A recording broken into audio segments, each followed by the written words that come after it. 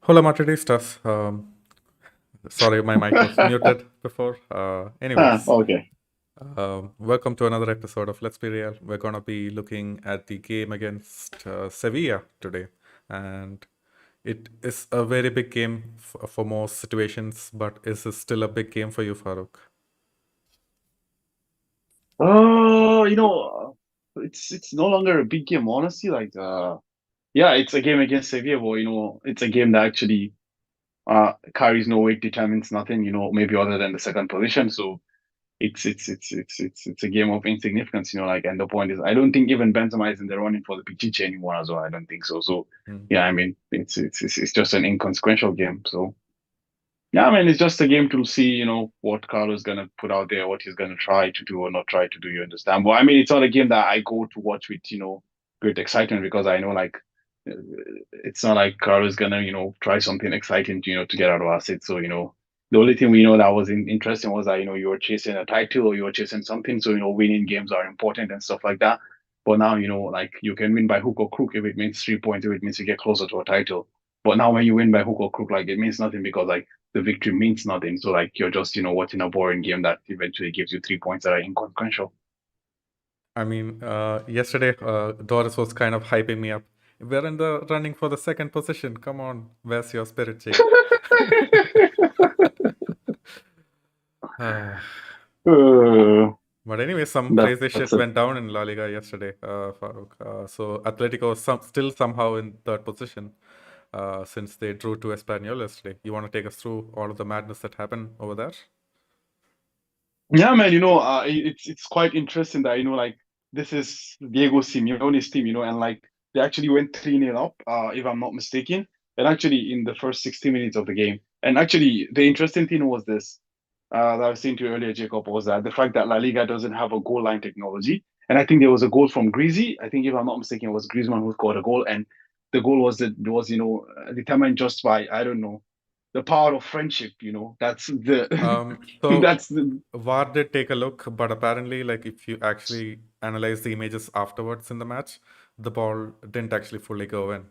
And VAR just so that, chose like a really bad angle to actually because they don't so this have is the thing. better That's angles. exactly, this is the point. That's why I said to you, like, it's just the power of friendship. Like, they just saw what they saw. Like, this is what we're being given. So there is no other choice but to determine it based on this. You understand? But what I'm saying here is that it's quite interesting that, how this whole line does not exist, how you don't know if the ball is in or out. You understand? But the thing is, this will determine what happens to, a final season. Okay, yeah, hindsight, because if Athletic didn't go 3-0 up, maybe Espanyol doesn't score 3 goals. You understand? Maybe they score just 2 goals to make it 2-3, and what is on, what is not. But Athletic went 3-0 up in 60 minutes, and they came back and they bottled it 3-3. You understand? Well, the point I'm trying to make here is that, and I was actually hearing today, like, uh, that actually once upon a time Javier Tebas said that the Hawkeye technology, which is used for the goal line, is too expensive for La Liga to afford. And actually, I was just saying, like, I actually thought it was a complete package. You buy VAR and they include everything in it. You understand? Why do you have to buy this technology separately and this technology separately? I don't know, man. Honestly, like, I mean, even if they don't have the Hawkeye, at least have a camera that shows you the line. You understand? Like, at least you can get the top view of the line. That way, you can determine by yourself, by your blind eye, by your naked eye, that okay, the ball is either over or not over. You understand? Even if you don't have the sensor and all these things. So it's quite interesting. And when you look at the bottom table, like Espanyol is on 35 points, Valladolid is 38, Cadiz is 38, Getafe is 38. You understand? It's a 3 point gap there. If Espanyol wins at the weekend and one of this, I mean, either of this guy, well, I mean, yeah, one of these guys is lose, Espanyol most likely stays up. You understand? But what I'm just saying is that if one of them draw, Espanyol goes down based on just 1 point difference. You understand? So this is 2 points dropped at in their game against Atletico Madrid, which might not have been had it been there was a goal line thing. You understand? So it's quite interesting that like futures of players and coaches is being held down to such, I don't know, man, frugal decisions. But anyways, the more important thing is that a Simeone team losing a 3-0 lead after 60 minutes, man. I mean, what the hell is happening at Atleti? Honestly, like, obviously, yeah, they've been in good form and they've been back there, but I mean, they still haven't convinced. I don't know if you would accept my statement, Jacob. Like, they still haven't convinced. They still don't give you that fear That's why I want to see like, okay, we are fighting for second, but what? Like, I just feel like it's one of those fights we always have, with the likes of Sevilla, Sociedad, Betis. If you could remember last year, like Sevilla were like the pretenders to the title, and then Betis were like, oh, we're almost in the conversation, things like this. So like actually right now, that's the kind of vibe I get from Atletico as well. Like on like in 2014, 15, 16, where you feel like Atletico is a genuine threat. I mean, to be honest, for them also, they don't have too much to fight for. Let's say, if they were in fact in the standing for the first position, we would see a completely different Atletico team, Farooq. I don't think they'll be playing like this. They won't be giving down like 3-0 leads. Uh, but yeah, let's see. Next season is going to be a cracker in terms of the Madrid derby. Uh, yeah. In terms of the You think VARs, so? Let's see, yeah, huh? yeah. Let's see. I think they're coming back at least with the freeing of João Felix's salary. Maybe they can get a couple more players in. These guys have amazing scouting talents. So let's see. But are they gonna free João Felix? So like Chelsea hasn't made a commitment, or are they? I mean, if Chelsea are fucking stupid, man. I'm pretty sure they're gonna. Uh, Bro, I heard earlier today that like Todd Bowley actually is being kicked out of football operations. So I think oh, Poch actually has I think laid his first marker there. There is no Bowley in the footballing decisions anymore. So oh wow. that's something huge. So João Felix is still gonna be playing in La Liga next season. Wow. I don't know. I mean, I don't know what the plan is for him, but I mean, right now because Chelsea has too many players. Honestly, they Hmm. might want to keep Felix, but will they be able to keep Felix? That's the question. You understand? I Yeah. actually was reading like like asking for Atleti for like another 2 year, like a 1 year loan, an extension of the loan, so it totally becomes like an 18-month loan. Hmm. So yeah, maybe that might be the way out. Well, for now, honestly, like there is nothing written in stone yet, so we just have to wait to see how that pans out. Yeah. Yeah. Anyways, let's go through some of the comments. These guys are always here. Uh, so Dennis says, "Hi Dennis. I wonder if Rahul will be here in the chat today after Atleti bottling a 3-0 lead yesterday." Yeah, Farooq, were you here yesterday? Rahul was all up against us. Oh, really? He was posting some provocative messages, deleting them. I mean, I saw it, but uh, yeah, yeah, no Atletico Yeah, fans to be man. seen anywhere around today. Let's see. uh, Actually, I was expecting Raul before yesterday, honestly, like, because it's been a bad couple of days, so I was actually expecting Raul to come and post things in our face, but I see he came on the wrong day and he said karma for his team, man. yeah. Mojis 2.0. Hey, fellas. Best of luck next season from a City fan. Hopefully, we meet in next year's final. Uh, Okay, should we do a European club and see where is the finals next year? Book your tickets. oh, I was I thought you were gonna say let's do like a Man City preview again because it's kind of inevitable, isn't it? Like, if we're gonna survive later on in the competition, we're gonna be facing Man City. It's almost Well, gotten to that point. exactly, that's the thing, like where that's the thing you have right now that we used to be that guys from 2010 to I don't know wherever it was to I think even till now we are that guys because you see almost everyone who knocked us out of the Champions League actually goes to the final. You understand? So like the thing is that to actually get to the to to a championship game you need to knock us out. But now honestly, as you said, City have actually built themselves in that direction as well. That whether you like it or not, like you have to face City sooner or later in order to reach that championship game eventually. So I think you're totally right. Like, I mean, City is now something that we can't run away from, even if we want to or we don't want to, honestly. So, Mm. yeah. Just like we can't escape City just because of the Bundesliga positions right now. It looks like Bayern are gonna be facing Barcelona again in the group stages next season. Oh, wow. Interesting. I mean, honestly, like, I obviously, like, I don't know if you know much about the Dortmund coach as well, Terzic or not. But like Terzic used to be a fan who used to go to the big yellow wall and watch football from there. Hmm.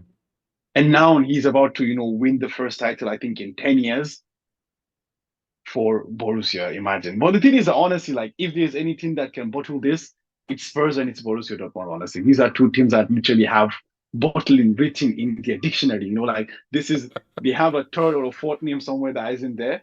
But I will be so happy, for players like Marco Royce, for Terzic, the coach as well. Like it's not been an easy ride, you understand, but Hmm. they totally deserve this, and I really hope that they can end it on a high. Honestly, I really hope they can see it out. I don't follow a lot of Dortmund, but usually when they bottle it, it's always because they have such a thin squad outside of the starting 11. They have nobody to turn to when the going gets tough towards the end of the season. Is that the case this season as well, or are they decently covered with attacking options at least? I mean, I wouldn't say, I wouldn't go ahead to say like, okay, like I know too much about Borussia Dortmund as well myself. But the point is that one thing we all know for sure is that in this season, whether you like it or not, the inconsistencies of Bayern Munich came to the fore. You understand? The inconsistency of Bayern Munich is something because we've seen how Bayern could easily dispatch Borussia Dortmund twice. You understand? Without breaking any sweat. You understand? But yeah, to your point, like uh, this time around, like a lot of players have stepped up. You understand?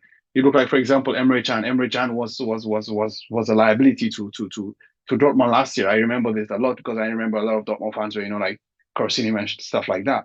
And let's not forget about also like the coming into form before he got injured of Julian Brandt. So Julian Brandt was like really the best player in the Bundesliga before he got injured. So there has been a lot of actually what's happened with Dortmund is that a lot of promising players have always underperformed. You understand? Even Brandt was the next big thing when he joined from Leverkusen. He didn't work. You understand? Who else coming back home was supposed to be the key to fit what's going to show up their defense. It didn't work as well. You understand? So these are all these things were in there what didn't work as well. But honestly, like like even I think players like Mahmoud Dawood also have underperformed. Like Rafa Guerreiro also they all underperformed. But this season, like Terzic actually has been able to conjure consistent performances out of these players.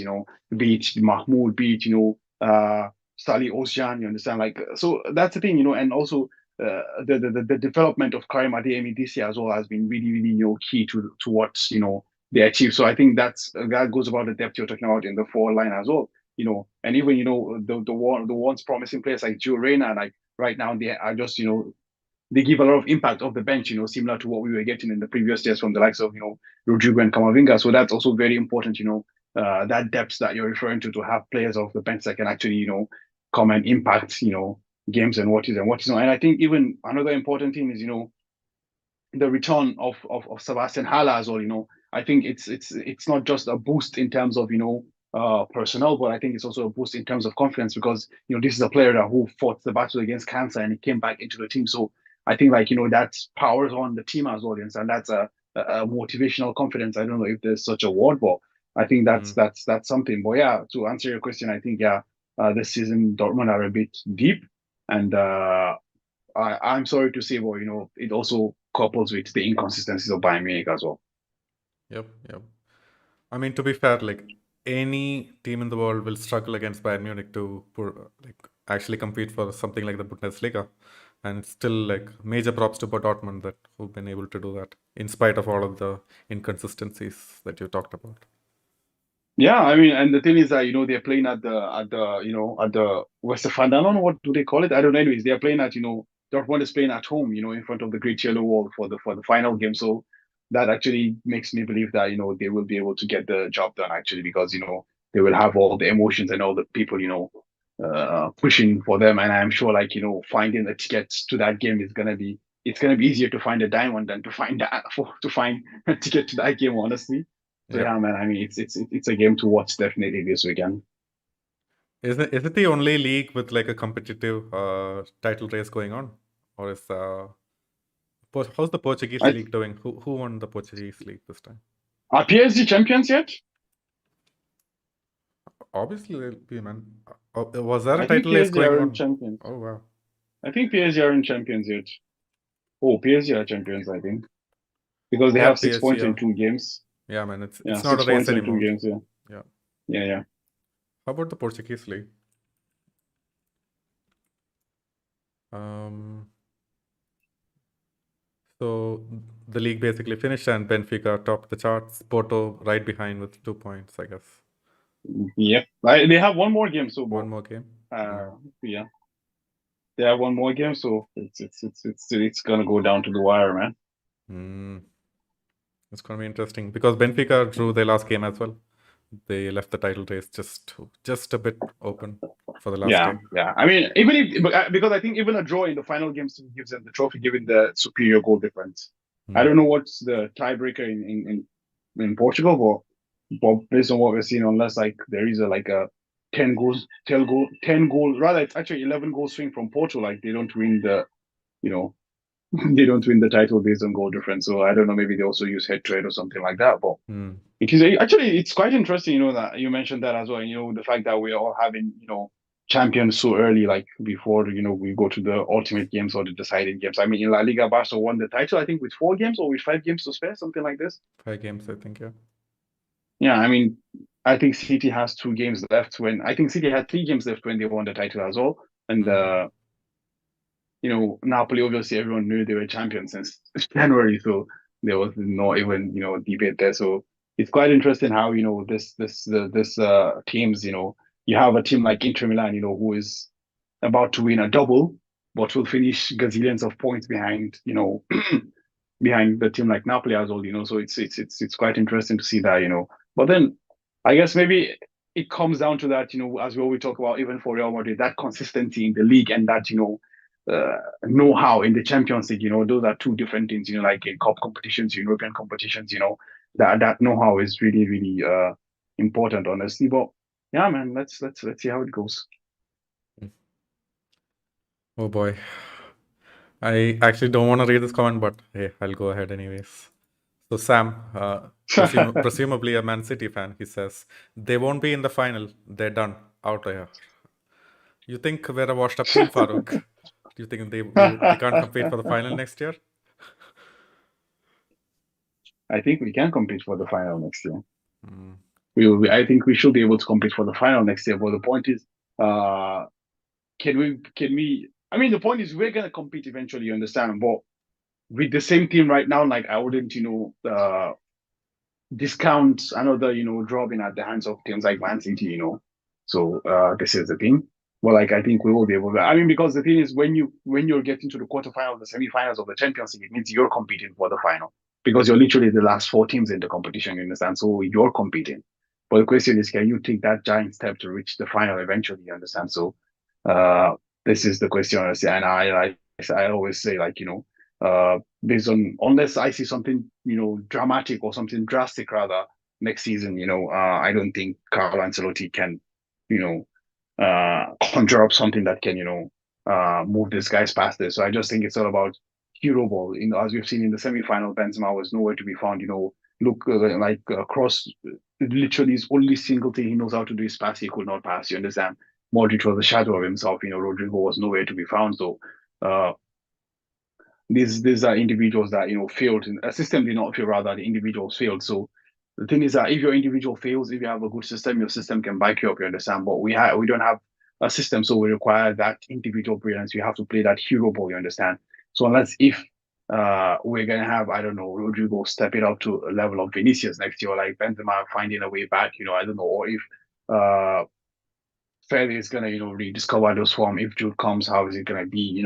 So these are things that are really important because, as I said, like our team is not gonna win or lose based on a tactical thing. No, we're gonna win or lose based on the individual performances of our players. Exactly. And if you have a starter team, like that's not a bad thing to bank after because these players they don't need any extra bit of motivation to go out and perform in a You know? Champions League. I feel like this season it was an outlier, kind of because of the World Cup. All of these old players that we could actually and like all of these players who've already done it before, we couldn't actually depend on them towards the end of the season because they just basically ran out of legs. And next season, maybe a bit of rest will do them good. And maybe I think we won't see such a sorry outing like we saw against Man City. Feel like these players will inevitably pick up form. But I just wanted to ask you this, Farooq. Just go heading into next season, if we have to avoid such a humiliation, let's say, would and the coach is still Carlo Ancelotti. Maybe Jude Bellingham comes in, but if you can't expect any more signings, would is there any other way to actually improve the team for next season? Well, if you ask me, I would say no, honestly, Hmm. because you're literally restricting everything. There is no more signings. See, exactly. You're saying Jude comes, there is no more signing. The manager is Carlo. Then what should we do?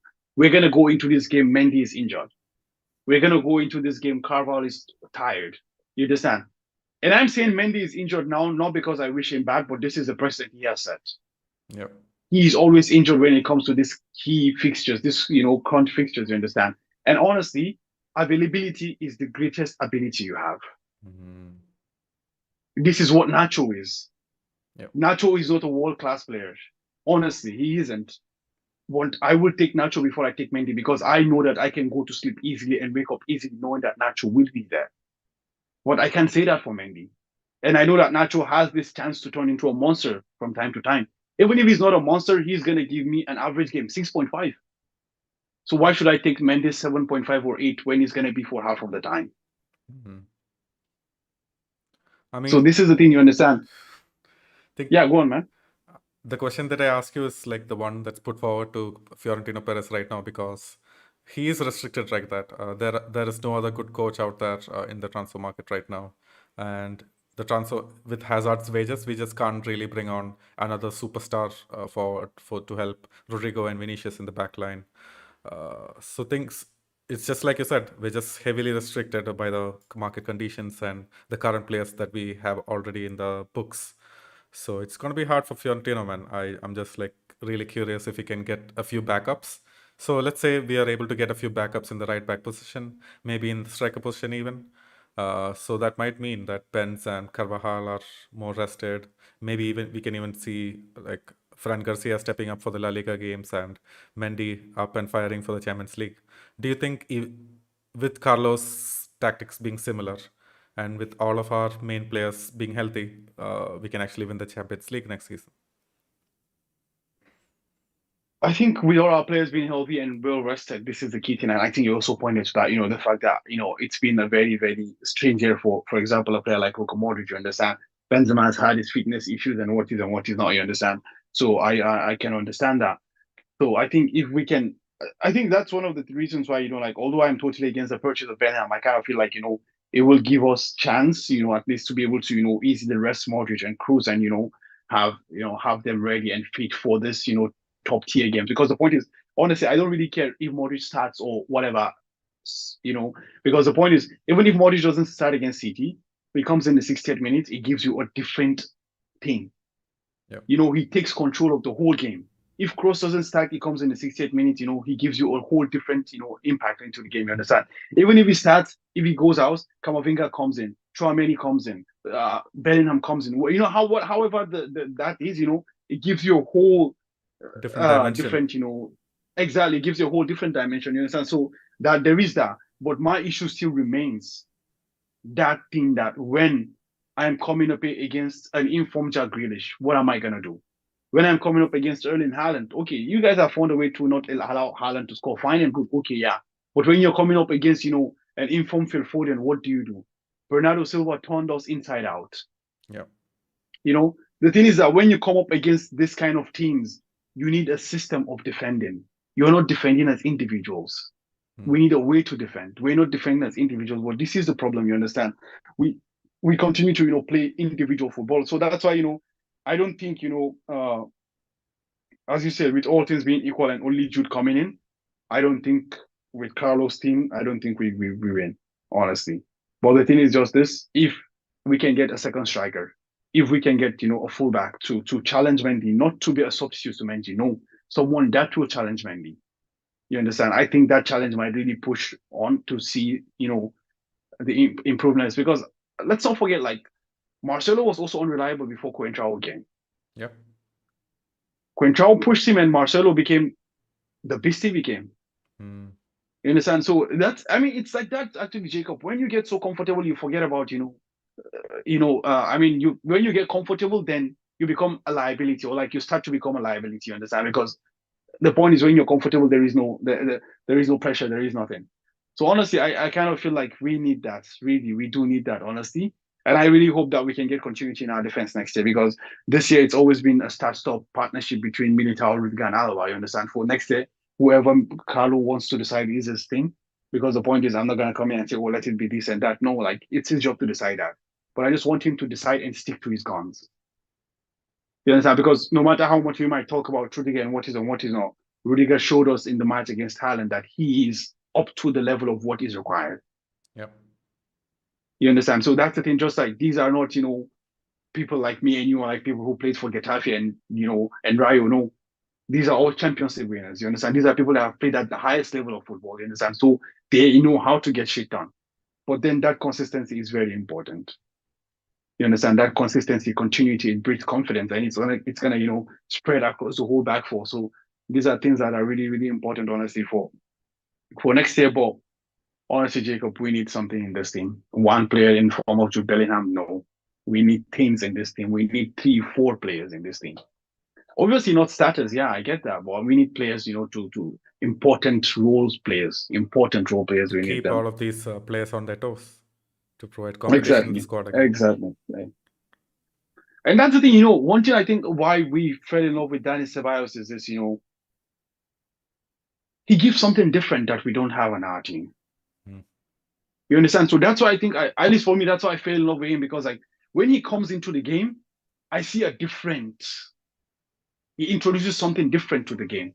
You understand? So this is why, like, also, like, maybe that's why also I like Kamavinga as a left back because I've been used to seeing Mendy and Mendy being so one-dimensional. But when Kamavinga comes, he's a three-dimensional player.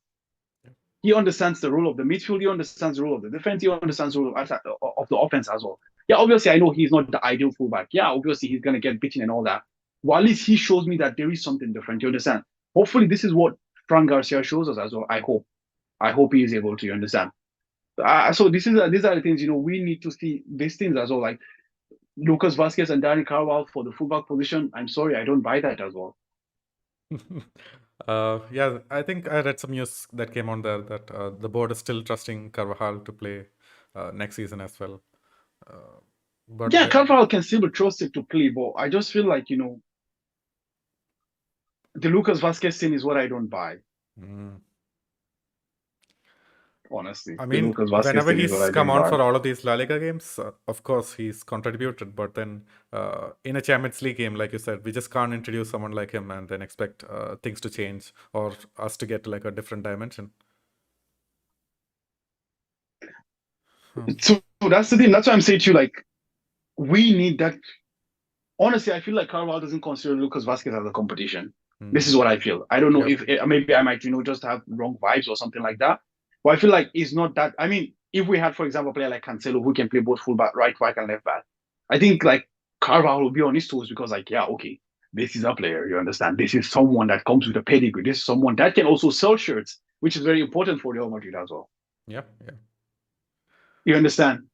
It's not like Odriozola always someone that doesn't have, I don't know, doesn't have a base or doesn't even have a name, you understand? Or it's not Lucas Vasquez who is just a local boy, you understand? Something like that.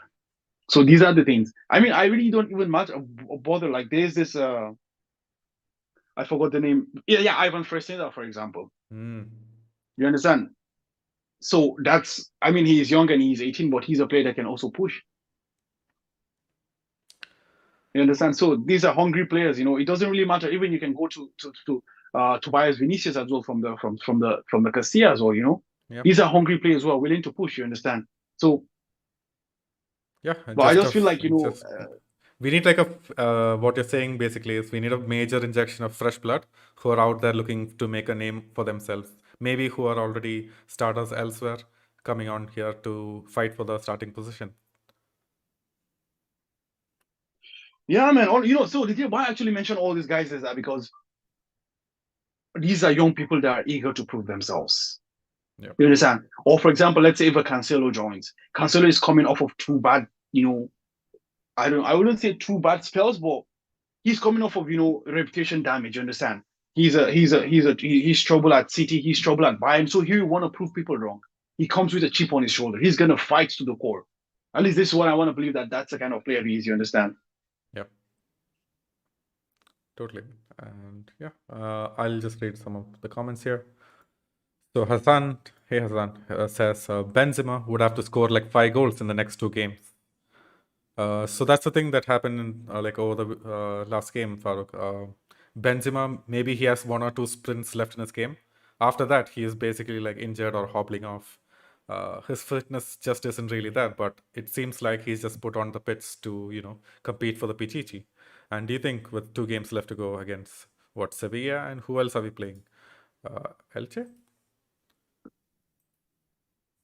I'm not sure. Maybe I can just quickly check that as well. Ye- But this is the thing, like, we. I don't know if that's the. But I don't think that's the reasoning of the team. I think because they don't have anyone to play. Who else can they play? There is no center forward in the team.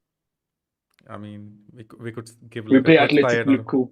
Oh, that's gonna be a We play cracker of a Bilbao. game too, and Yeah, we play Bilbao. 5 goals against these 2 teams. I don't know. I don't think it'll happen for Benzema.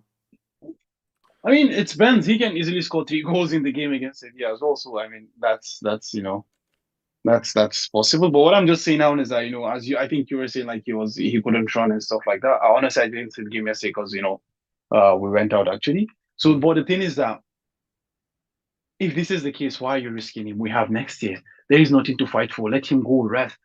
Shut these guys down for the season. Yeah, Honestly, shut these guys down for the season. Why do you have to keep pushing it? I understand that there is no one, but the point is, what else is gonna happen?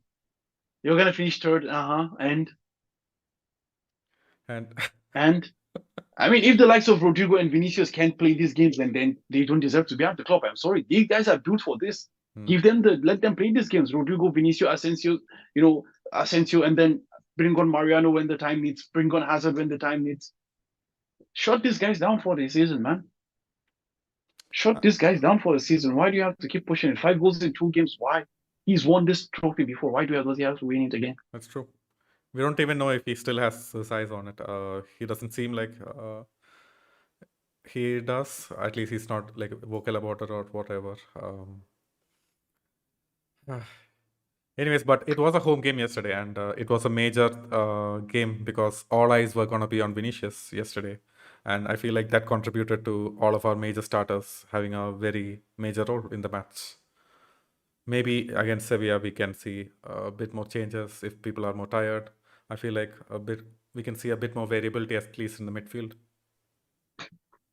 I mean, I guess you're saying that due to the whole, support for Vini, they actually decided to come out as a full strong team to, show that might be as well. That might be Yeah. that you might be right there. Well, I mean, I don't. I actually think they're still gonna go with full force against Sevilla because it's a big game as well, and I think it's away in Sevilla at the Sanchez Pijuan, I think, Mm. if I'm not mistaken, because I think we end the season at home. So I think they might want to go with a strong team, but I think Benzema most likely might not travel. I don't know if the squad has been released yet or not, but I think Benzema might not travel in that case. If he was hobbling out and what is not. But yeah, man, I really like let's shut this guy down, man. Like there's no need to keep doing this. Like 5 goals in 2 games. It's yeah, he can do it. I'm not saying he cannot do it, but what's the point? Why? Yeah. Why? We don't. And the point is, even if I don't know, I think how because most likely he's plays less number of games, maybe he wins it. But even I don't know, honestly, like there is no point, Jacob. Like Mm. there is no point. Like I mean, the thing is that our next season starts from now. Yeah. Yeah. Our next season starts from now. So as much as you can rest these guys, rest them. Let them be fully fit, fully fresh. You understand? Because the point is, when you have a nagging season, you go into the holiday, you still, because it's a holiday, you try to chill and you don't relax enough for your injury to heal. You go into the preseason, you try to relax in the preseason and then you start the season behind others because you were injured in preseason and you couldn't train. So it becomes, something that just rolls on and on and on and on. So the point is, let's just, shut everything down now and just try to achieve something that at least a clean slate. Let's try to achieve a clean slate. Next year at the beginning of next year, so we can at least Mm. have a proper shot at these things, man. It's almost like deja vu, Farooq. Even last year, the year before that, Benzema didn't really make it to preseason on time. He was always late because of these niggling injuries towards the end of the season. Yep. We're Yep. seeing this every year now, almost. Man. I don't know, man. I don't know. Crazy things, man. Honestly, crazy things. Yeah. Oh, and then we have a little tiny thread in the comments with Sunaid going off on Sam. Oh, okay. Okay, City I'll fans just and Real Madrid fans. yeah, I'll just let them be. So this basically Sunaid was basically saying that it was basically a 4-0 because we checked out before the start of the game, and Sam replied with, "You clearly didn't watch this YouTube channel if you thought you already checked out 4-0."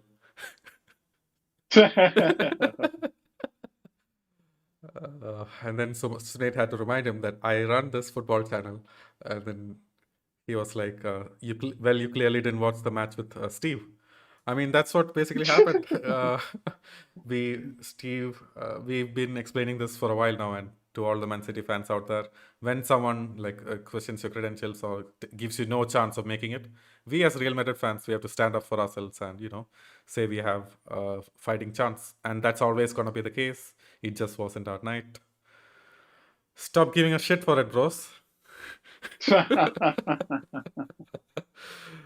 Uh, but anyways, Farooq, are you gonna be watching the Champions League final? I'm gonna travel on the 9th of June, so depends on what happens on the 10th of June. So yeah, that's Well, the actually, thing. If you're free and available, everyone's gonna watch it, obviously. But then it isn't really a match that we're looking forward to, is it? definitely not, man. Honestly, definitely not. I Mm, mean, it would have been a fantastic game to go to, like here in Istanbul and all that. But actually, since the whole game went to garbage and the tickets are outrageous to find, I just decided like, yeah, fuck shit, man. Let me just go and do my shit and forget about the whole thing, man. mm, So I'm gonna travel on the 9th, and based on what happens to me on the 10th, then I will decide if I'm watching or not watching. yeah. So that's the thing, actually. All right. Hokey's in the chat. He says, "I think they plan to sell Mendy in the summer if an offer comes." Do you think there's a legitimate offer interest in Mendy from Premier League teams, maybe Newcastle? Newcastle has Kieran Trippier, no? Hmm. They do, but it's going to be a Champions League season next year, and they're going to be looking to shore up. They have the money to do it. Valid points. They have the money to do it.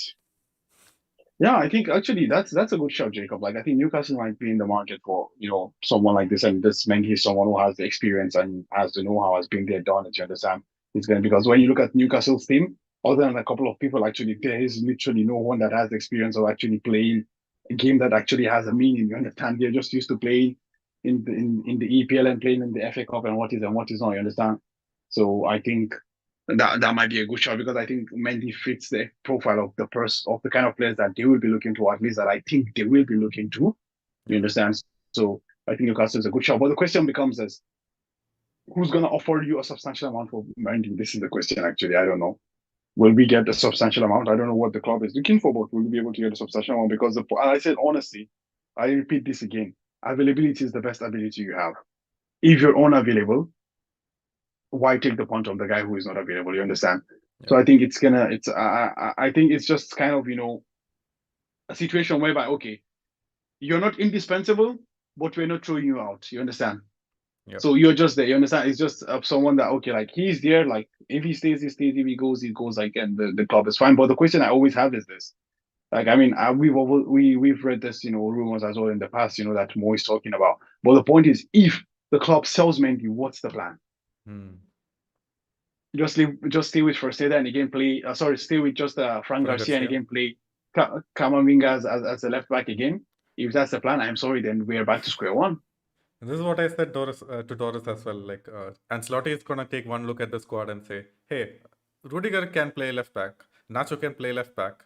Kamavinga can play left back. We're basically a fucking deep pass team." Same goes for the striker position, and he's gonna say, "Hey, Benzema has backups. Asensio can play there. Rodrigo can play there." Exactly. Oh boy. I don't know, man. I don't know, honestly. Yeah, I I mean, at don't know, least man, we have to be honestly. grateful for the versatility of our players, even if we don't have a deep squad. But yeah, these are two different things, and I don't think Carlo realizes the difference between these two. Anyways, I think let's. actually he does realize it, but I think Carlo is a coach that is not going to rock the boat, so he's just going to like try to make square pegs fit round holes. So Mm. Like he's an ultimate politician, you understand, trying to make do of what's available to him. So I think that's the thing actually. It's not about the fact that he isn't aware of that. Though I think he is aware of that, Yep. or he just finds it that okay, yeah, we can play Liga there, why not? Yeah, that's an interesting point. Do you think if it was any other coach post the Champions League, uh, other coaches would probably ask, saying, "Hey, like we just don't have enough legs in our squad right now. We can't compete on all fronts with such a thin and aging squad." Instead, Carlo just said, "Hey, this just believe in this team. We got this. Next season, we will be there." Yeah, I think that's gonna I be the mean, we've case.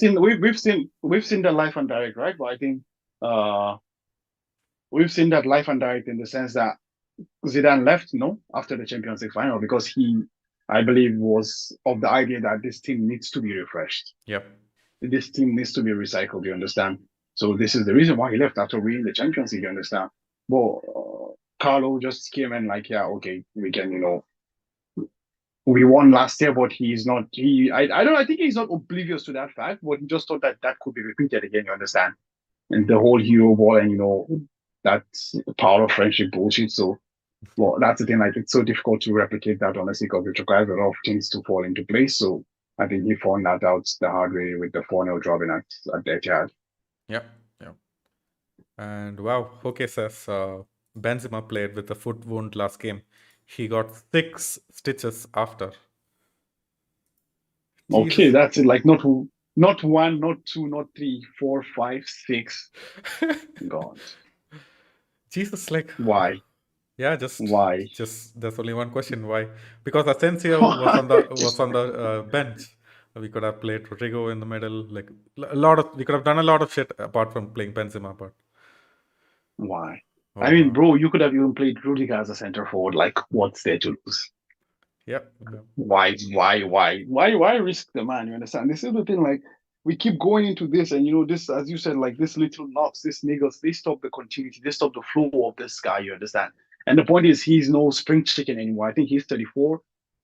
You understand? So mm, it's really really difficult, honestly. And there's some things that I mean, I don't know. Maybe we find it so easy to make some decisions, but I mean, you're fighting for nothing. yep. Then why risk these players? Why? Let's see, man. Let's see. Oh, this is the next question is most for you, more for you. Hassan says, Cancelo's done decent at Bayern, to be frank, but he's probably not going to stay because they can't afford to pay 70 million for him when they want Declan Rice and a big striker. Hmm. Actually, so this is the thing. Like paying that amount for other transfer fee is fine, but if I remember correctly, like Cancelo was one of the players earning big bucks at City as well. You understand? So, and we know that City actually pays their players very, although like the transfer fees are not quite high, they pay a lot to their players. So the question now becomes is like, would the club be willing to shed out whatever it is like in transfer fees in addition to you know the 70 million that you want to pay as a transfer? Will you be willing to shed the wages also in addition to 70 million for transfer fees? The question now becomes is also, why would you pay that amount for a player that the club doesn't want? Hmm. It is players, they like that City doesn't want to keep Cancelo, and Bayern doesn't keep Cancelo as well. Yep. You understand? So why pay that high for him? For me, honestly, like I believe that if we can get Cancelo on a loan, for sure, definitely go for it. I totally am 100% for it. Or even if you can get him for like, I mean, 40s, you understand? His ceiling promises so much. Yep. The ceiling promises so much.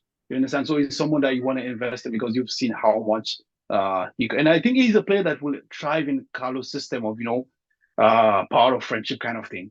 You don't have to be disciplined because the reason why Pep dropped him was that because of that zonal play that Pep does of the fullback going in and this like so that positional I don't know that discipline positional discipline you understand was one of the reasons that they had a fallout with Pep as well. So I feel like uh well, rightly, I think the other time Momo was saying to me, like, one thing with Cancelo that he always fears is that Cancelo is not a good defender, actually, you understand? For all of the things that he can do, he's not a good defender. And I totally agree with that as well. For all of what Cancelo brings, he's not a good defender. But this is where, in the past, Marcelo wasn't the best defender as well. Yep. But we had players to cover for that. we had Casemiro dropping into, positions to cover up, you understand? We had Ramos sprinting across, to cover up. So this is where those players come into play. But right now, you don't have such a team. Even your 5 and 6 are barely struggling to hold their thing down. The player who would have done this is Chouameni, and you don't even know what the future looks like for Chouameni next season. What's the team going to look like if Jude comes into the team, considering the form of Camavinga, and that Fede is maybe the first or the second player after Vinicius on the name on the team sheet as well. So all this raises the question of what's the squad going to look like? How are you going to play? So because of all this, you can just it's not just black and white that Cancelo is going to be able to play for us and succeed. That's the thing. So I say like he promises so much. The ceiling that he offers is so outrageously high that I would be willing to take that risk on him honestly, but not at the 70 million and considering the wages that he's going to earn as well. Yeah, we definitely don't want another Hazard, a long-term contract with a heavy salary. But then, like a loan can like have no downsides to it, like you said. And okay, he's just basically says any other coach who would have uh, come out and said that we don't actually have the squad to compete for the Champions League would have been fired immediately. Yeah, that's true. And Sunaid was mentioning how many times did we predict the Stitches part last year? Benzema is being overplayed for many years now. Yeah, and that checks out even towards the end of the season. Even if he had nothing else to play for, he still gets overplayed, and that's what we said. We see that all the time in the preseason, where he's just not ready to come into the season, and it's always up to Vinicius to step up for the first couple of games in the season, and then Benzema comes in and gets rolling. Yeah, man, that's the thing. So as you said, we've said this for how many years now, but the point now becomes is, it can be, we can say this for the past 2, 3 years, but at this point in time, it's becoming much more critical because he's coming towards the end of his career. Yeah. You understand? It's because when he's 31, you can say all this, you understand? But when he's 34, it's a whole different ball game. And as you said, like these are inconsequential games. Why? With 6 stitches, there is no point. There is no reason for that. You understand? And I say this like at least based on the precedent they've set for the past couple of games, he doesn't go to away games. So I hope that I mean, at least he doesn't go to away games frequently because he's gone to the Master, so I think he's not going to go to the Sanchez Pijuan. I don't know if that will be the case, but I really hope that he doesn't go. One day can surprise me and be stupid that they want to make him. Because the thing is that one thing I've seen with the club that has changed over the past couple of games is that, sorry, over the past couple of years is that I do remember like when Cristiano and Ramos and all these guys were there, we weren't fueling, I don't know how to put it, but like not fueling, but I would say like let's not forget when Messi was winning Ballon d'Ors, Cristiano was still going to the Ballon d'Or thing, right? But Yeah. when the FIFA best happened this year, like they all of a sudden they all decided we're not going, although like some of our players got some awards, but they just didn't go because they didn't want to because of Benzema didn't win, and like he was posting this stats on his Instagram that was showing, Yeah. oh yeah, he won the best player in the street of Madrid. He won the best player in the club of Madrid. He won the best player in his house. He was literally listing everything that was inconsequential and what is and what is not. It was So basically like a Factos comment. You remember the Cristiano comment? exactly. Yeah. So he was like that, and so I just kind of feel like like the club actually might be fueling into that into the whole Benzema hype thing. So I think maybe he believes he can score 5 goals in 2 games. I believe that as well. But it's logical that there is no need to score 5 goals in 2 games. You understand? So maybe the club will also want to push this for him as well. To give him the chance as much as possible, even if it comes at a personal cost of being injured or whatever it is. But it is what it is, unfortunately. But I mean, it is sad. But if this is the reality, then I will even be more disappointed in Carlo Ancelotti. Hmm. I'll just take one more comment before we actually go and preview the game. So Darren Hunter, he says, we need a striker to Benzema. Not in a bad way, but he's 34. Actually, he's 35, and he only has 1 or 2 years left in him. I don't know, man. I feel like it's just gonna be 1 year for me. I think he doesn't plan to like retire at Madrid, right? He's always gonna be going back to Lyon, if I'm not mistaken. And if he has to play that, I feel like he has to leave at least next year in order to do that. I mean, I think this is a whole plan. Even I think the guys were saying, I think both Javier and Mo are saying that 2024 is a year that the club plans big. I think, if I'm not mistaken, I think I heard from these two guys as well. And I've also read something about that. The fact that there's apparently this clause in Haaland's contract, and Mbappe's contract finishes, Henry comes at that time. You understand? So it's looking like a very very interesting thing, and actually pinpointed a lot of important thing because I was actually saying he's 34, but apparently he's going to be 36 at the end of this year, I guess. Yeah. So that even puts into perspective the more that I'm saying about the fact that we can say this 2 3 years ago because he was 31, 32, 33 then. When he's going to be 36, it's a whole different ball game. Definitely a whole different ball game. You understand? So these are the things that I really wish that the club will also understand. I don't know how difficult it is that we understand these things, but people who actually went to schools, got trainings, went to universities to study this sports science can figure this out. I don't know how that happens, and that's why I think like maybe we see, different things than they see, like they have information that we don't have or something like that. But it is what it is, man. Honestly, it is what it is. Yeah. And Hoke says the club didn't think it was worth going to waste times at the Messi Awards last season. I mean, I understand that, but what I'm saying here is that Cristiano has been to many of these awards, man. Always sitting there by Messi winning this, you understand? So it's not like, this is this first time that Messi is winning stuff, you understand? We know, Messi, I think for me personally, like in 2010, Messi was never the Ballon d'Or. Never ever, not in the year that what happened with Schneider and Inter and Holland as well. So I don't think he was ever the Ballon d'Or for that year. But still, you understand. And yeah, I think that actually Real didn't go because it was all a Barcelona affair. But what I'm just trying to say here is that like we've been there before, you understand? I don't think I don't know. I just feel like like the way that the club actually supported Benzema in the whole FIFA awards thing. I think it's.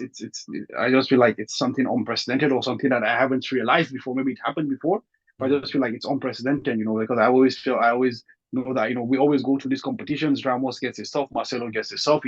Alonso once upon a time did as well. So like the Modric's and the Cruises, they get their stuff, and we move on. But even though the guy doesn't win the main award of the night, but for the whole FIFA thing, it was just, yeah, like they were all like totally Benzema and like they were supporting the whole tweet of, showing your sports car and this and that and this and that. So yeah, that's the thing, man. I mean, I just wish, like they would actually, anyways, they will actually wake up and just, realize that either they get someone to support this guy or they actually grab this guy and fucking cut in wall.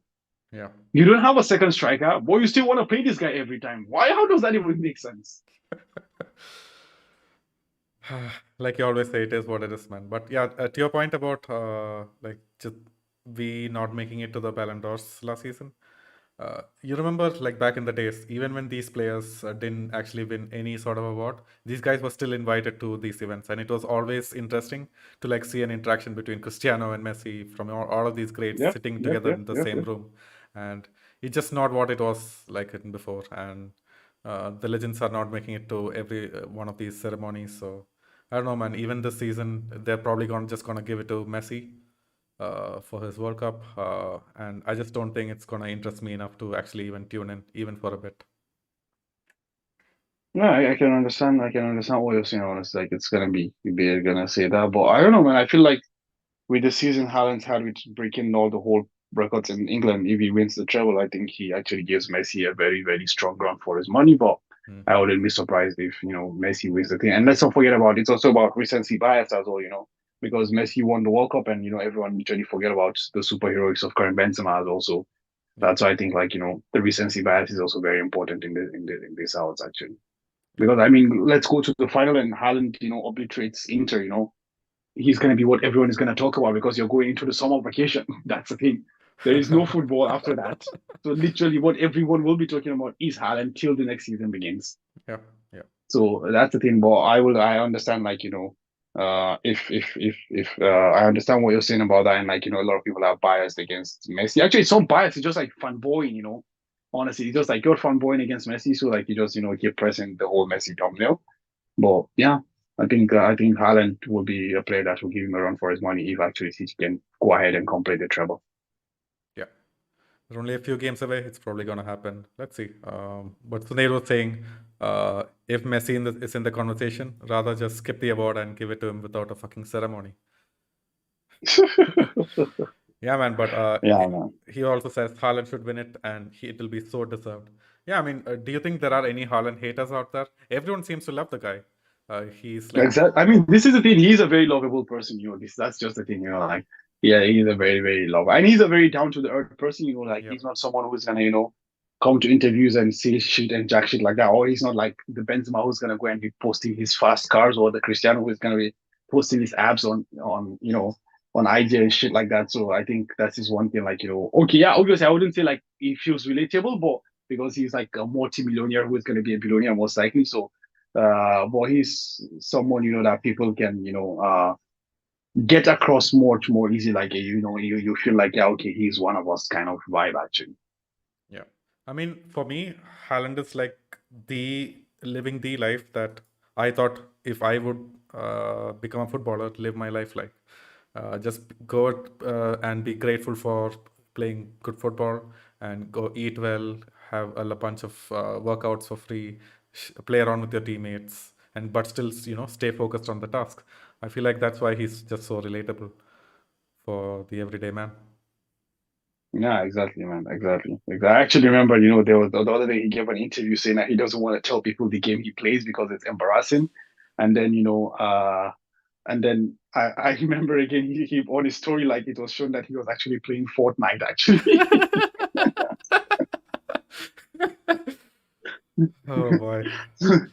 Yeah, so that's how the guy is. But that's the thing, like we have someone who is young and hungry and going for these things. But that's the thing, like only time will tell because honestly, like Kylian Mbappe was very likable like 18 months ago. Yep. Honestly, like Kylian Mbappe was very likable 18 months ago.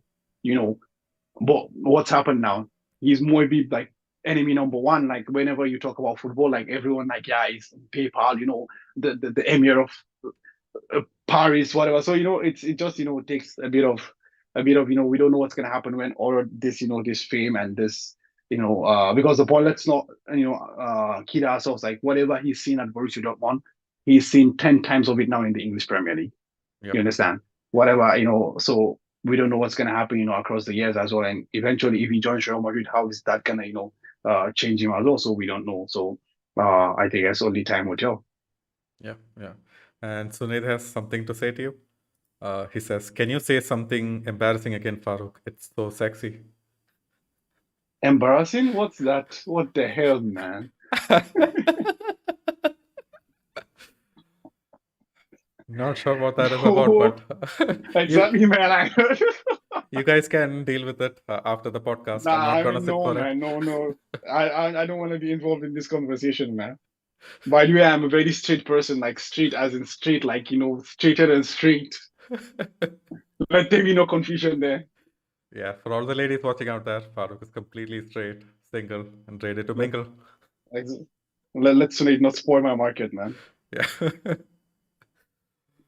Oh boy. Anyways, Farooq, we talked about everything under the sun, everything under the football world, except for the fucking Sevilla game. You think we can just do like a quick preview and head into the lineups?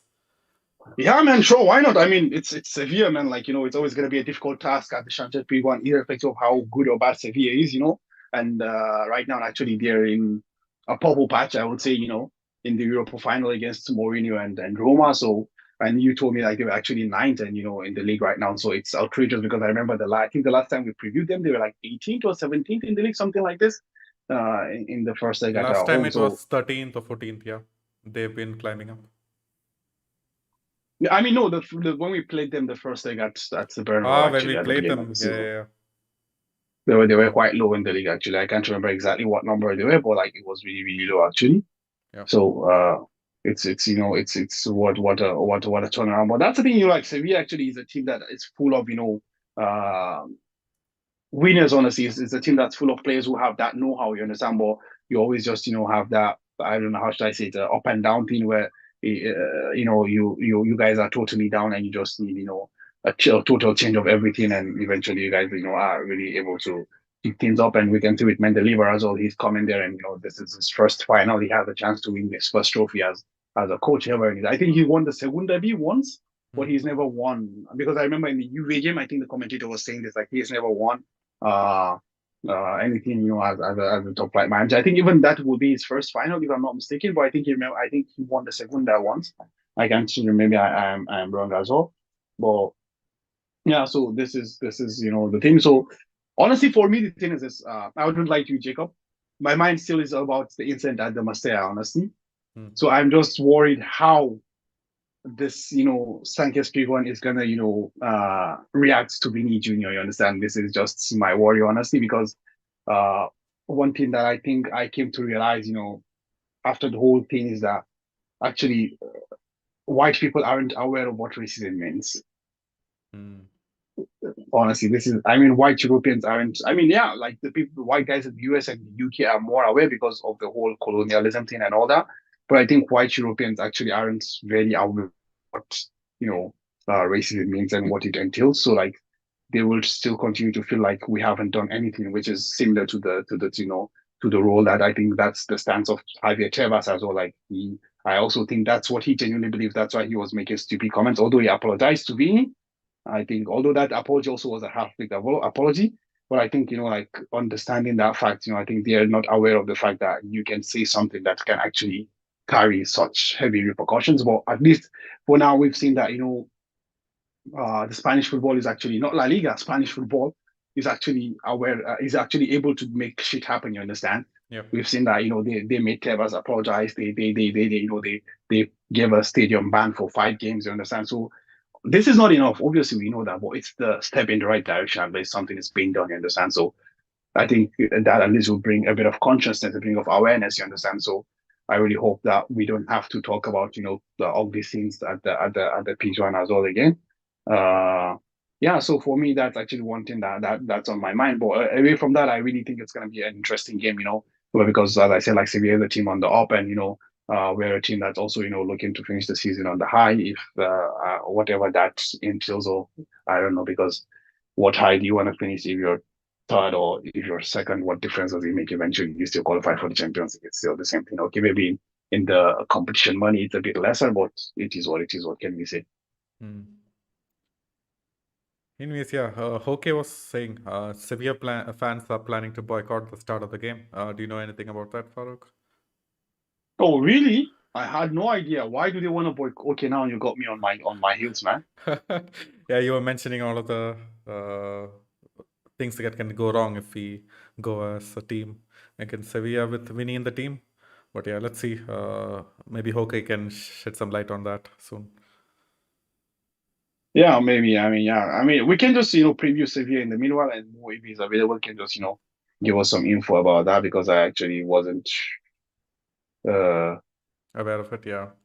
yeah, I wasn't aware of that. So, So currently, yeah. Sevilla are ninth in the league. They're on 49 points. Athletic Club, who have a game in hand, who are playing currently, Osasuna, they're nil-nil, are 2 points ahead in seventh position. And if I'm not mistaken, Farouk, so seventh position means that you can play for what league? Is that the Conference League? I think sixth is Conference League. Okay. Or Seventh is like I the might be playoffs or mistaken. something. I think seventh is like the playoffs Ah, for the Conference League as well. actually, I think seventh is the playoffs for the Conference League. Yeah, I think Saints goes takes you directly to the Conference League, and seven gives you a playoff. I think, but that depends on if the two finalists in the cup have actually qualified for Europe. I think that gives the seventh position something. Otherwise, I think it doesn't. Okay, okay. So Hoke says Otherwise, I think. the fans boycotting the start of the game, it's because of the overturning of the red card for Vinicius. Okay, here we go. Shoot us hit the fan before we're going to start the game. Because the thing is the same. People will wanna boo Vinicius and all that, and chant against him. But the point is, after a certain period of time, that booing will start to shift to insults, and in that insult, we'll be including racial slurs. Yeah. You understand? That's how it drifts actually. But here we go again. Let's see, man. Let's see. I hope for a good game that doesn't have any stupid things in there. But let's see how it goes, man. Honestly, let's see how it goes. Let's see how it goes. Anyways, man, just forget about that nonsense and that rubbish, man. Like, let's Yeah. not give airtime to that over and over again. So let's just hope for a good game. Well, yeah, I mean, you were talking about the conferencing and all that. So yeah, I mean, Sevilla has a good chance, because they're gonna play AS Roma in the final, and we know that Mourinho is the king of European cups. Well, I feel like Sevilla might finish the league 10th or ninth or whatever it is. It might be in the UCL next year as well. Mm. Yeah. But one important thing to note is that like Mourinho literally has thrown in Serie A as well. Yeah. And I think it's almost impossible for them to qualify for the Champions League via Serie A. So I think they also will come to that game with a mission, honestly, because they have to qualify for the Champions League as well. Because I think if Mourinho doesn't get the Champions League, I think he leaves Roma this season, actually. Oh wow. So that's going to be, I'm not sure why, though. That's the vibe I get, actually. Mm. That's what I feel. Because he's always been talking about the fact that look at the Inter team, look at the Juventus team, look at his team. So what are people expecting of himself? Stuff like that. So Mourinho will always be Mourinho. So like there is nothing new under the sun. Uh, but yeah, man, I mean, it's gonna be a very very interesting thing. So I think like Sevilla also will be up for this because they will wanna go into these games into the best in the best shape as possible. And that what way can they do this? And like just winning out. They have two games left. Actually, they play us and then they play Rome. They play Roma on the 31st, which is like 3-4 days after they play us. Actually, Yeah. so like although I'm not expecting, a fully strong first XI, I'm actually expecting, a competitive XI from Sevilla as well. So because I said like they have the final 4 days later, so like and that qualification for the Champions League is very very important, and more importantly, it's very lucrative, for them as well. So I think we should look to that. And honestly, I said like Mendeleev has done a fantastic job, turning around the season, and they're in the final again, and you just need to watch that game against Juventus in the second leg, man. Like that breathes Real Madrid all over it, really. That had the signature of Real Madrid in Europe all over. Like it's just know-how. Yeah. And Were Juve they had wearing so the many white kit chances. as well on that night? They had the white and the red one, yeah, the white and red stripes. Yeah. I think Juve were in like a green. Was it purple or something? Like Juve were in some weird colors anyway. Juve was wearing some weird colors. Yeah. Well, that's the thing. Like that know-how was there, was evident. And the thing is that you also question yourself how the players like Vinicius, Camavinga, Rodrigo, develop this know-how. You also question yourself as well. How the players like what's he called? Brian Hill, for example, how did he develop this know-how? How do players like Lamela develop this know-how? How do players like Papu Gomez develop this know-how? You understand? So these are things that makes you question. I also just have to accept the fact that like Sevilla are royalties when it comes to European football as well. Okay, I'm not first year royalty, but when it comes to Europa League, that's their shit, man. Like that's their stuff. So uh, Yeah, they have a it's similar thing like a plot armor with us, and it's actually gonna be one of the only games that I look forward to till the end of the season, man. Because the Champions League doesn't interest me anymore. That game is probably like gonna be a dead rubber. But this game with the plot armor of Sevilla and with the Mourinho's chip on his shoulder, taking Roma to the Champions League and whatnot, it's gonna be fun. actually I was in two minds because Roma actually had to go past Alonso's Leverkusen to get to the final. I honestly was in two minds because I really wanted, Alonso to also, be able to, win that trophy and, bring his team also to the UCL next season. But yeah, I mean, Mourinho is just the master of, this knockout ties, honestly. So he always gets it shit done.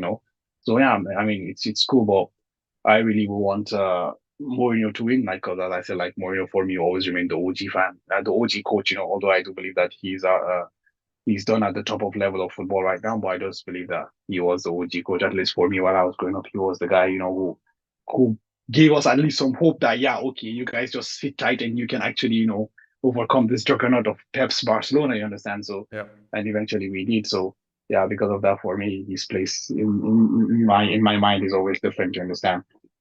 Well, yeah, man, let's see. Honestly, I don't know what the game is going to look like, but I think it's just going to be a game full of shit housing and Mourinho's Roma and and the Europa League Masters in Sevilla. So it's going to be a game full of shit housing. So, man, don't be surprised if you see that the game was only played for 45 minutes or 50 minutes out of the whole 90 minutes because someone will be on the floor rolling, someone will be kicking the ball out to throwing, all these kind of things. So just be prepared for that. But I mean, I think it should still be an entertaining game. I think it should be a very tight game indeed as well. Yep. And like I said, Mourinho has made a major impact on how I see football and how I even play FIFA, man. I play a 4-4-2 anytime that I can with most teams.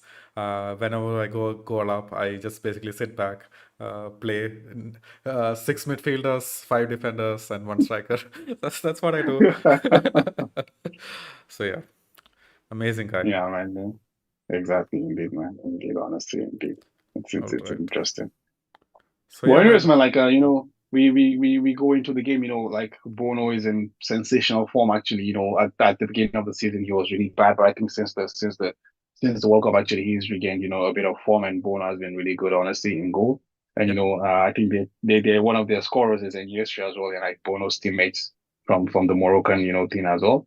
So it's gonna be quite interesting to see that as well, and we have just some players here and there for Sevilla as well, players like Lamela has also been, Bro, doing Lamela has something as been well. like almost like a revelation towards the end of the season. Like usually you see him, Exactly. even when he gets like a couple of good games in, scores a golazo. The next few games he's injured or something, or just goes missing. But this like late stretch of the season, he's been able to consistently put out some good attacking numbers for Sevilla, and I feel like he's gonna be really crucial tomorrow and for the final as well. Exactly, man. Exactly. And we see even, player people like, what's he called? Alves, man, like they just really don't, they don't get old or something like that. They're just, continuously, being there. I think he's 37 or 38 right now. I'm not exactly sure, but he keeps continuing to perform at the highest level. So it's not easy, honestly.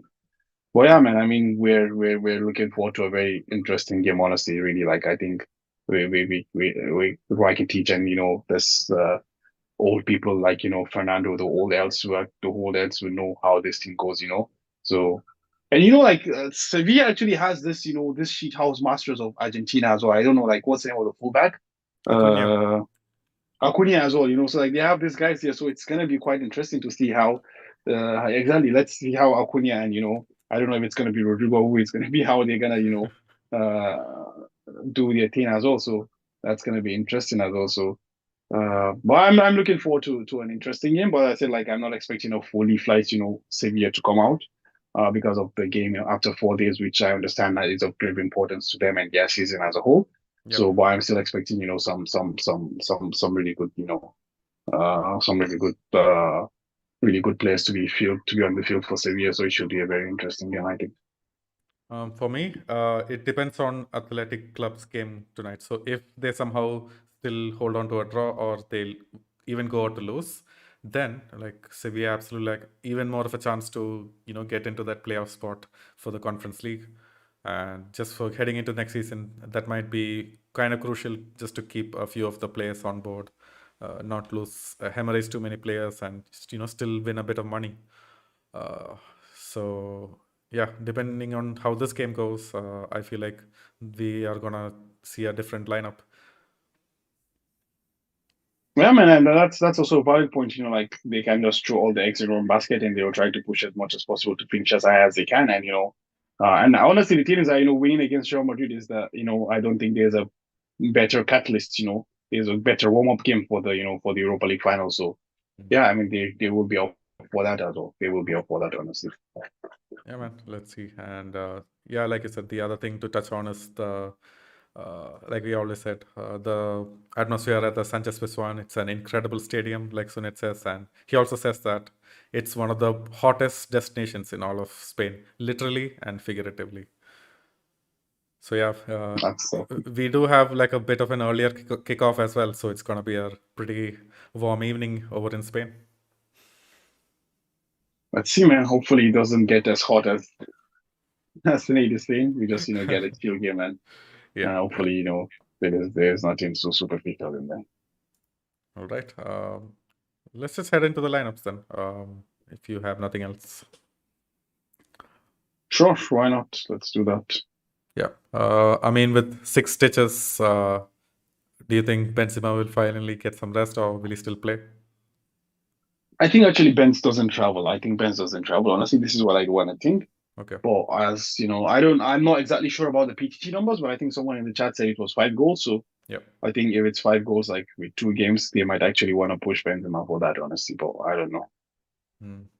honestly. So this is just the issue there. But I think if they're gonna be logical, I think there is no need to push, Benzema for that, honestly. There is no need at all. So like we just keep him in.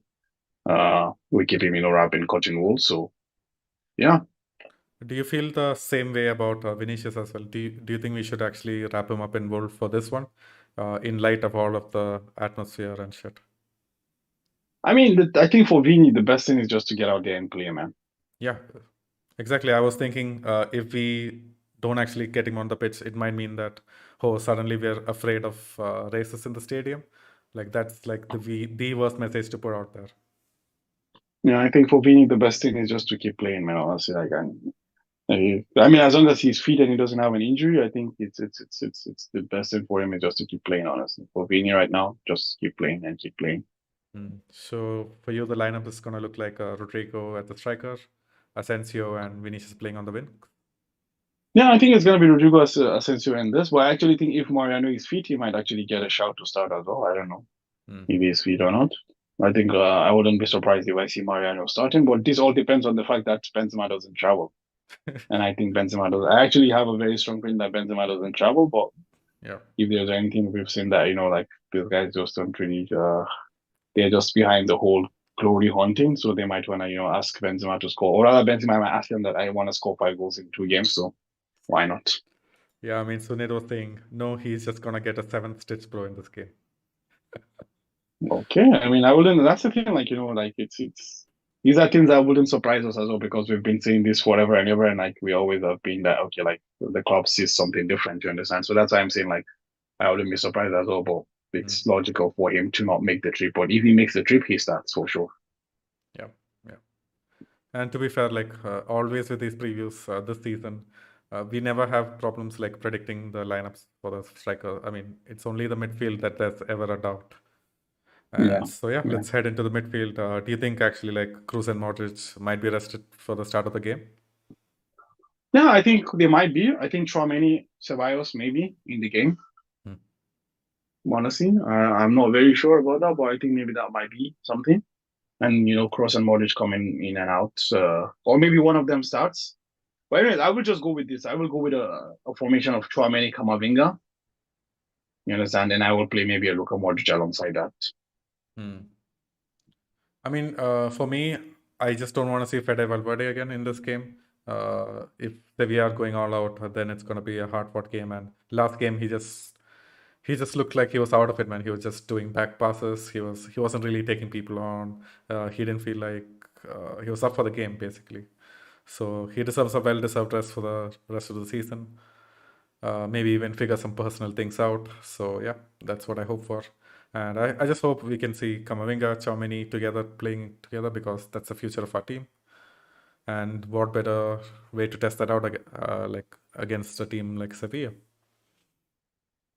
I mean, honestly, that's the thing. Like, honestly, like I just feel like we we have run this guy into the ground. We say he has 2 engines, 7 lungs, whatever, whatever. But I think we've just run him into the ground, honestly. So I think that's the thing. Like we need to shut him down for the season. I said this in one of our previous previews. We need to shut him down for the season. His season needs to be terminated right here and right now.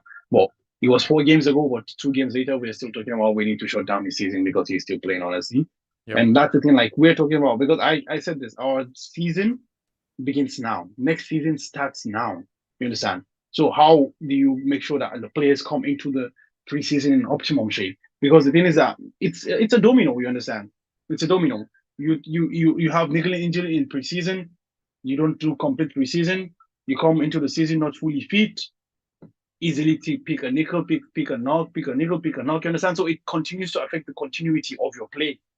Mm. The ability to be available is continuing to be affected. You understand? So this is the reason why it is optimum for now to make this conscious decision that will save the season next year. Yeah. Let's just hope. And so yeah, I guess that wraps up the midfield and the attacking positions. So with defense, we seem to have suddenly a lot more options. We didn't have all of Yeah. these options for the City game. So do you think actually Yeah. Mendy will play, or will Rudiger start again at left back? Because last game Rudiger was really, really good. I think Mendy plays because I mean he's not there, so he's here. So I think Mendy plays. Hmm. I do think Mendy play. I think Mendy plays. I think maybe most likely Lucas Vasquez plays as well. Right. And the centre back pairing is what I will leave to you to make the choice. Last game, we weren't really sure why Militao was out of it. Um, maybe because like a niggling injury, maybe, or they basically shut him down. I'm not sure. But if Militao is injured, then it's obviously just gonna be Nacho and Alaba. Maybe Rudiger pops in for Nacho. I'm not so sure. I see. I see. Well, I mean, as I said, like, I just really hope that, Carlo will finally decide on what he wants his partnership to look like. Obviously, like, it's going to always be flexible depending on the game and the profile of the players you're playing against. But if you can have a more, steady partnership, that way you can build more confidence and you can spread it across the back line. But I feel like alternating centre backs continuously isn't the way forward. Hmm. I think it isn't the way forward, but I can understand if you want to keep, alternating this season. But I think from the start of next season, the preseason, you need to decide on what your 5 and 6 position is going to be like, and you have to just keep creating that and hope that eventually they will sort things out and build the confidence and eventually the form will come along. I just know one thing, man. We have to build around Alaba. Obviously, that means that Alaba's not gonna stay here for the long term, right? And Alaba's our best defender out there. Like we just literally can't have a defense without Alaba playing in any of the big games. So it's Yeah, definitely gonna be prioritizing Militao and Alaba's positions. And if they can get like a very long string of games going, I feel like we have every chance of succeeding as defensively in La Liga at least. yeah, that's true. Actually, that's true. That's very true. Honestly, well, I mean, that's why, honestly for me, as I said, like the exact numbers, like the exact personnel really does not matter. I just want consistency for now because as I say, like both Rudiger and Militao and Alaba like are very, top class centre backs. Obviously, like the season Rudiger hasn't been up to the par, for a lot of the time, but the game against the Highlanders just showed that there is a player in there, you understand? We just need to find a way to coax that out, you understand? So I think like if we can, if Ancelotti rather, because it's not our job to do that, Ancelotti should decide on what he wants his partnership to look like and hopefully based on that, if he sticks to his guts and just continue to trust in that, I believe that eventually that continuity will lead to, form as well. Yeah, man. I guess that's it. There is no doubt that Courtois is going to start that hard game against Sevilla where we're Yeah. going to face shots. No chance of. So, have you seen any loan and interest from other clubs or whatever? Because I haven't seen any sort of Mm, news. no, I haven't come across that as well, honestly. I haven't Hmm. come across interest in knowing from other teams as well. I'm sure yet about that. Yeah, man. That's just But another I think most question. likely he yeah, exactly. I think he goes most likely in the off season, man. Hmm. I think he finds greener pastures and hopefully, maybe it's a kind of situation where you send a player out and you put a buyback or like you put, I don't know, a first option on him, something like that. Yeah, yeah. I guess that wraps it up. Do you have anything else to add? It's just gonna be an exciting game, isn't it? And I just can't wait to go see it. Yeah, man, I hope it is an exciting game as well. Hopefully we let's have some fun, let's enjoy the game, hopefully. And yeah, man, it is what it is. Let's get into the predictions, man. What do you think is gonna happen tomorrow, bro? Oh, sorry, on Saturday. Uh, for me, I just want to see maybe Chow score. So it's gonna be a 1-0, keep a clean sheet. Because Xiaomini has been trying it for like all of the matches that I've seen so far, these long shots, and one of them has to go in. And I feel like Go if in, it yeah. has to be a tight game, that's just one player that I want to score. Interesting. I'm gonna go a bit negative. I think we're gonna lose the game 2-1. 2-1. Maybe 2 minutes scores, as you said, but I think it's not a game that we win on Saturday. For some reason, I just feel like that's a big game that we win. But yeah, let's see, man. Let's see how it goes. I just hope we have a good game. You understand, a clean game, a good game, a respectful game, Yeah, and let's see how everything pans out. cool. All right then. Let's just do the housekeeping. Thank you guys for all of the people who have been here. Dennises, the Hokes, the Sunets. You're always here in the chat, helping us forward. Even Hassan, he's been tuning in for the last few previews. And the City fans like Sam, thank you for keeping us company and Exactly. keeping us on our toes. So, anyways, Exactly. there's six of you. There's six of you in the live right now. So, if you can all go hit like, that would really help us out, really make our night, and really help us out. And for all Actually, of the good thing here, sorry for interrupting, Jacob, is that the good thing is that, like, we actually, have nice City fans in our, chat box and all that. So it's kind of like builds up, a kind of a friendly rivalry that, we understand. Like, I mean, everyone says shit, you understand? Like, as you said, like, Sam and, and Sunil were going back and forth in the chat, but, it's all banter. Like, there is no, nothing personal, So, that kind of like builds up a rivalry. Like, so imagine yep, next year if we get drawn in the group stages together, man. Like, it's gonna be so fun, to see the interaction between, our side and their side. So, I mean, at least, that the whole the tie actually has brought us, in touch with really, really, cool people in the chat and what is and cool following. So hopefully, this is the beginning of a very strong rivalry, because I think City is not going to go away anytime soon. So, and as you said, to eventually win this trophy, you might have to start going through City year after year. So yep, this might be the beginning of you remember those times that we always were playing Bayern Munich, maybe, we're always against Bayern Munich, always against Bayern Munich. So yep. maybe that's the beginning of one of those as well. And it's these sort of games that, actually, as players, gets you haters from whole countries. Remember the Sergio Ramos challenge against Salah? Yeah. Exactly. That's true. That's true. That's true. So, yeah. That's true, man. Yeah, really lovely having all of you fans out here. We welcome you guys. Do stay active in the chat. And for all of the audio platform listeners out there, if you uh, can actually make it to the YouTube channel, you can hit subscribe here as well. Tune in and actually see our faces, get more engaged, be a part of the conversation in the chat as well. And if you want even more juicy Real Madrid content, do follow us on our Instagram and our Instagram partners over at Real Madrid Committee for some awesome stuff. And I guess, yeah, that's it for this one. And Farouk, you know what to say. Hala Madrid! Hala Madrid.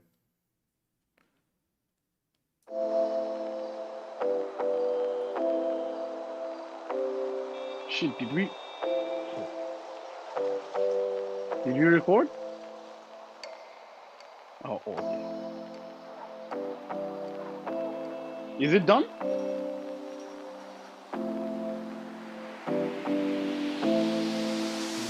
Not bad. Yeah, man. I mean, we are not